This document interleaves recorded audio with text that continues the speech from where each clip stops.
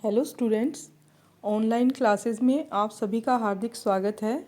आज मैं कक्षा 8 के बच्चों के लिए एक वीडियो लाई हूँ, एक लेसन लाई हूँ। ये संस्कृत का प्रथम पाठ है जिसका शीर्षक है सुभाषितानी। सबसे पहले हम सुभाषित शब्द का अर्थ समझ लें। सु धन भाषित, इन दो शब्दों के मेल से संपन्न होता है। सु का अर्थ होता है सुंदर मधुर तथा भाषित का अर्थ होता है वचन। इस तरह से सुभाषित का अर्थ होता है सुंदर मधुर वचन। प्रस्तुत पाठ में सूक्ति मंजरी, नीति शतकम, मनुस्मृति, शिशुपाल वधम और पंचतंत्रम से रोचक और विचारपरक श्लोकों से ये संग्रहित किए गए हैं। क्या? ये सुभाषितानी। गुणा गुणगेषु गुणा भवन्ति, अर्थात जो गुण होते हैं वो गुणवान व्यक्तियों में ही गुण रहते हैं।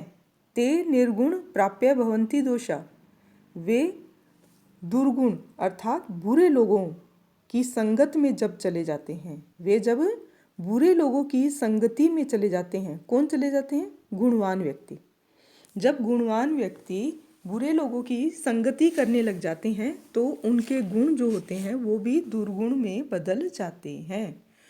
इसका उदाहरण दिया गया है कि सुस्वादु तोया प्रभवंती नद्य, कि स्वादिष्ट और गुणों से युक्त और स्वादिष्ट जो नदी का जल है वो भी तब दोष युक्त हो जाता है जब वह समुद्र में जाकर मिल जाती है। कौन?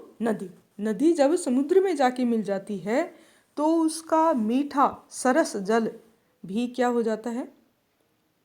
पीने योग्य नहीं रहता, अर्थात वो भी खारा हो जाता है। साहित्य संगीत कला विहीन साक्षात पशु पुच्छ विषाण हीन। इस सुभाषितानी में कवि कहते हैं कि जिस व्यक्ति में साहित्य संगीत और कला न हो, अर्थात साहित्य संगीत और कला से रहित जो पुरुष होता है वह वास्तव में साक्षात बिना पूंछ और सींग वाला जानवर होता है। बिना पूंछ और सींग के क्या होता है? वो पशु होता है। पुच्छ विषाण अर्थात पुच्छ का अर्थ है पूंछ और विषाण का अर्थ क्या है? सींग। तृण न खादान्नमी जीव मान, बस वो जानवरों की तरह है, घास ही नहीं खाता। तद भाग ध्येय पर परम पशु नाम। ये एक व्यंग के रूप में कहा गया है कि ये तो इन जानवरों का अच्छा भाग्य है, सौभाग्य है कि वो केवल घास ही नहीं खाता, बाकी उसमें सारे लक्षण क्या होते हैं? जानवरों वाले ही होते हैं। अगला नंबर 3, लुब्धस्य नश्यन्ति यश, कि लोभी व्यक्ति होता है ना उसका तो यश का नाश होता है। और पिशुनस्य मैत्री, वो जो चुगलखोर होता है उसकी मित्रता की नाश हो जाता है। नष्ट क्रियस्य कुल मर्थ परस्य, और जो अक्रमण्य व्यक्ति होता है ना, जो कभी कोई कार्य नहीं करता, उसके किसका नाश हो जाता है? कुल का नाश हो जाता है। और कुल मर्थ परस्य, और जो केवल धन के पीछे दौड़ता है, अर्थ के पीछे दौड़ता है, उसके किसका नाश होता है? धर्म का। किसका नाश होता है? धर्म का। किसका? जो केवल अर्थ धन को ही महत्व देता है। विद्या फलम व्यसनिन, और जो व्यसनी व्यक्ति होता है ना, बुरी बुद्धि वाले, उनके किसका नाश होता है? विद्या फल का नाश हो जाता है। कृपणस्य सौख्यम, और कंजूस व्यक्ति के सुख का नाश हो जाता है। कंजूस व्यक्ति के किसका नाश हो जाता है? सुख का नाश हो जाता है। राज्य प्रमत्त सचिवस्य नराधिपस्य, जो ऐसा राजा जिसके मंत्री बुरे हैं, एक ऐसा राजा जिसके मंत्री बुरे हैं, उसके तो राज्य का ही नाश हो जाता है। अगला है पित्वा रसम तू कटुक मधुरम समानम, कि मधुमक्खी जो होती है वो चाहे तो कड़वा रस पिए और चाहे मीठा रस पिए, लेकिन वो क्या करती है? केवल वो शहद ही मीठा अथवा कड़वा रस समान रूप से पीकर वो मीठा रस ही पैदा करती है, शहद ही पैदा करती है। उसी प्रकार संतस्थेव सम सज्जन दुर्जना नाम, उसी प्रकार सज्जन लोग दुष्ट अथवा सज्जन के मीठे और कड़वे वचनों को सुनकर भी क्या करते हैं, मधुर वाणी ही बोलते हैं।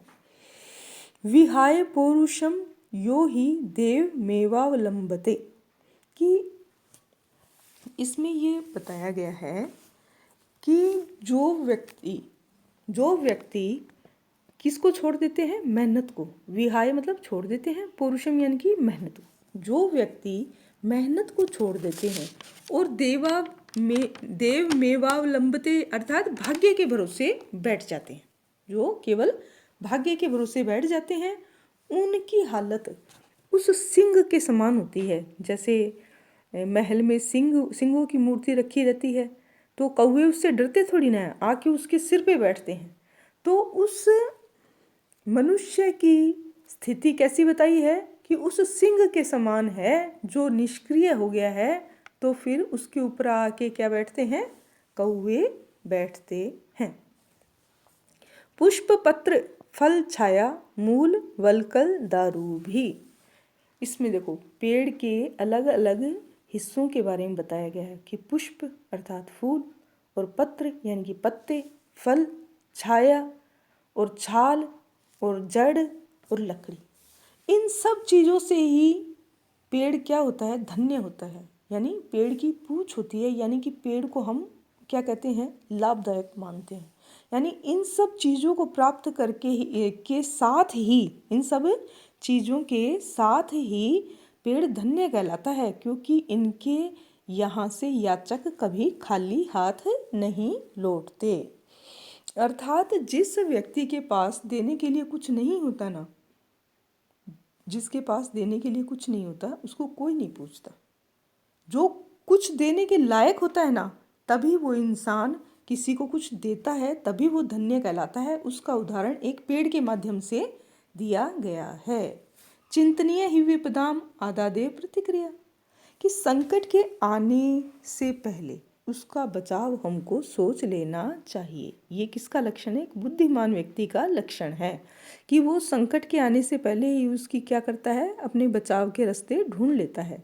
न कूप खननम युक्त प्रदीप्ते वही ना ग्रहे, कि हमें ऐसा नहीं करना चाहिए कि घर में आग लगने के बाद हम कुआं खोदें, ये उचित बात नहीं है। हमें ये हमेशा सोच के रखना चाहिए कि जब हमारे ऊपर ये संकट आ सकता है, कि कभी भी ऐसा संकट आ सकता है। अब जैसे लॉकडाउन आ गया, तो लॉकडाउन की स्थिति आ गई, तो गवर्नमेंट क्या कर रही है, ऑनलाइन क्लासेस लगा रही है।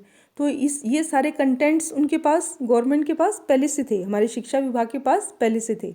अगर ऐसा होता कि कंटेंट्स नहीं होते, तो इस समय एक साथ थोड़ी ना इतने कंटेंट्स जो भी अवेलेबल करवाए जा रहे हैं बच्चों को, तो वो उनके पास एंड टाइम पर कहाँ से आते। लेकिन ऐसा इन्होंने पहले से व्यवस्था कर रखी थी विभाग वालों ने, कि कभी कुछ ऐसा हो कि हम बिना टीचर्स के भी बच्चों को कुछ देना चाहें तो हम उनको ज्ञान दे सकते हैं। तो ये भी एक छोटा सा इसका उदाहरण है कि विपदा के आने से पहले विचार करके हमको उससे बचने के रास्ते ढूंढने चाहिए। प्यारे बच्चों, मेरी आज की वीडियो यहाँ तक ही है। अगली वीडियो में हम इस पाठ के प्रश्न उत्तर, इसके अन्य अभ्यास कार्य के ऊपर चर्चा करेंगे। बहुत बहुत धन्यवाद।